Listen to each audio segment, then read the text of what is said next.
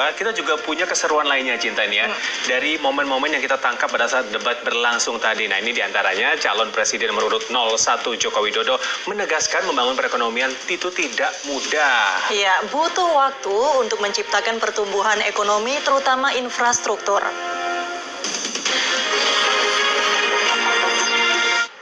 Pak Prabowo, Pak Sandi, mengelola ekonomi makro itu berbeda dengan mengelola ekonomi mikro. Karena ekonomi makro itu agregat produksi dan sisi permintaan dan sisi supply itu harus dipengaruhi oleh dan dijaga oleh kebijakan-kebijakan pemerintah. Kalau kita berhadapan dengan ekonomi mikro, ini hanya jual dan beli. Hanya membangun industri kemudian menjualnya produk yang ada. Tetapi ekonomi makro adalah mengelola agregat-agregat produksi. Sektor primer misalnya di bidang pertambangan, pertanian, perkebunan, kemudian sektor sekunder di bidang manufaktur. Saya kira tidak semudah itu. Artinya memerlukan tahapan-tahapan besar, inilah yang sedang kita kerjakan. Infrastruktur yang kita bangun ini nanti akan terhubung dengan kawasan-kawasan industri, akan terhubung dengan kawasan-kawasan pariwisata. Nggak mungkin langsung membalikkan tangan kemudian bisa membangun, kemudian langsung bisa mengekspor. Tidak, perlu tahapan-tahapan besar.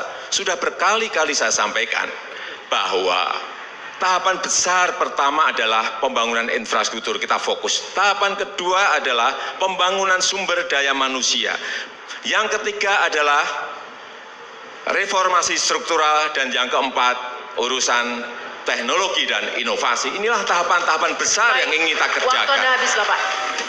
Ya, sementara itu calon presiden nomor urut 02 Prabowo Subianto menyatakan Indonesia salah jalan dan mencontohkan Republik Rakyat Tiongkok dalam 40 tahun mampu menghilangkan kemiskinan. Ya, ini untuk berani merencanakan pembangunan, industrialisasi, menciptakan lapangan kerja. Ya, Cinta ya.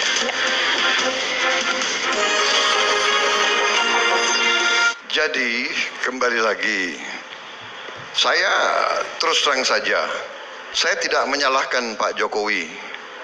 Saya tidak menyalahkan. Ini masalah kesalahan kita sebagai bangsa dan sudah berjalan belasan bahkan puluhan tahun. Tapi kita harus berani mengoreksi diri. Kita salah jalan. Kita harus contoh seperti Republik Rakyat Tiongkok. Dalam 40 tahun dia hilangkan kemiskinan. 40 tahun. Kita harus contoh, berani belajar dari yang hebat. Jangan, saya tidak menyalahkan Bapak. Ini kesalahan kita semua. Jadi kita ini salah jalan. Kita harus kembali ke Undang-Undang Dasar 45 pasal 33. Belajar yang baik. Kita harus berani untuk merencanakan pembangunan, industrialisasi, ciptakan lapangan kerja, lindungi petani kita, lindungi nelayan kita. Itu yang harus kita jalankan. Jadi saya tidak menyalahkan Bapak, karena ini kesalahan besar. Kesalahan besar. Presiden-presiden sebelum Bapak, kita semua harus bertanggung jawab. Benar, itu pendapat saya. Terima kasih. Baik, cukup. Mau ditambahkan, Pak Sandi?